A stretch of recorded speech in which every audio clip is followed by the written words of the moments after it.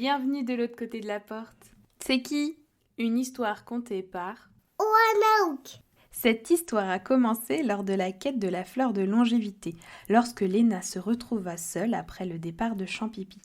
Elle prit son mal en patience, veillant sur le fruit tombé de Rodenge, le regardant sur toutes ses coutures à la recherche d'une quelconque fissure, ramassant chaque feuille qui tombait, vérifiant que d'autres fruits ne menaçaient pas de se détacher. Le soir venu, assise sur la rive, elle regarda Follo allumer une à une les étoiles. Lorsque Champipi fit son apparition sur les racines de Rodenge, elle ne put retenir un petit cri de joie. Rodenge est sauvé. Alors que Champipi brandissait joyeusement et un peu fébrilement la fleur enveloppée dans une feuille, Léna se dépêcha de préparer une coque de noix de coco vide pour l'infusion. Autour du feu crépitant, tout le monde attendait patiemment. Champipi raconta avec de grands gestes la quête de la fleur de longévité. Il omit de raconter néanmoins comment il ne se sentait pas rassuré sur le radeau de fortune en bois. Mais pour faire patienter, il chanta la chanson que cette journée lui avait inspirée. L'infusion enfin prête, il ne fallut que 2 gouttes pour sauver Rodenge. Au coin du feu, Léna discutait du fruit marron.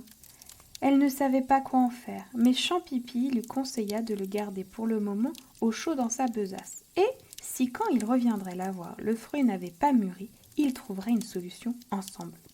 Dès le départ de Champipi, Léna reprit sa routine tout en prenant soin de ce fruit marron tombé de Rodenge. Elle le berçait par moments, l'étudiait à chaque instant, l'écoutait parfois, mais il n'y avait rien. Quand 2 jours plus tard, Champipi revint la voir, elle lui expliqua qu'elle pensait que le fruit était mort. Mais pour Champipi, il était hors de question de se laisser abattre. Il décida d'emmener le fruit à l'enchanteresse. Avec toutes ces potions, il y en aurait bien une pour faire mûrir les fruits. Il s'annonçait long ce voyage, seul avec un fruit qui ne parlait pas. Peut-être que Champipi aurait le temps d'inventer de nouvelles chansons, ou peut-être qu'il allait rencontrer de nouvelles personnes. Quelques heures après être parti, aucune chanson n'était arrivée et aucune nouvelle personne n'était passée. Le soleil ayant disparu, Champipi décida de faire un feu afin de se réchauffer et de dormir un peu. Laissant le fruit proche du feu pour le garder au chaud, il alla chercher quelques branches supplémentaires.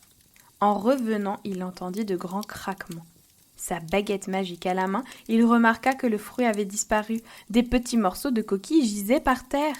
Ses yeux s'humidifièrent. Les larmes allaient pointer le bout de leur nez quand il entendit encore un bruit. Il se cacha derrière une pierre tout en pestant qu'il était hors de question que l'animal qui avait volé son fruit le mange aussi. Armé d'une branche, en plus de sa baguette magique, il osa demander « Qui est-ce » Aucune réponse. Le silence était revenu. Champipi osa jeter un coup d'œil derrière la pierre. Un craquement se fit à nouveau entendre. Une ombre gigantesque se reflétait à la lumière du feu. Et une petite voix se fit entendre. Oh oui. C'est qui? Oh oui. Champipi, sortant de sa cachette, remarqua que de l'ombre, il ne restait qu'un petit animal tout marron. Celui-ci portait le fruit dans lequel il venait de passer ses derniers jours. Le haut en guise de chapeau, le bas en guise de culotte. Un kiwi dans un kiwi, c'est inouï. À bientôt pour de nouvelles aventures. Pour encore plus de l'autre côté de la porte, je t'invite à t'abonner à ma chaîne YouTube et à mon compte Instagram. Envie de soutenir financièrement mon contenu gratuit, que ça soit mes histoires, mes vidéos ou même mes coloriages, tu peux le faire dès 1 € via Utip. Retrouve les coloriages et les tutoriels au crochet sur ma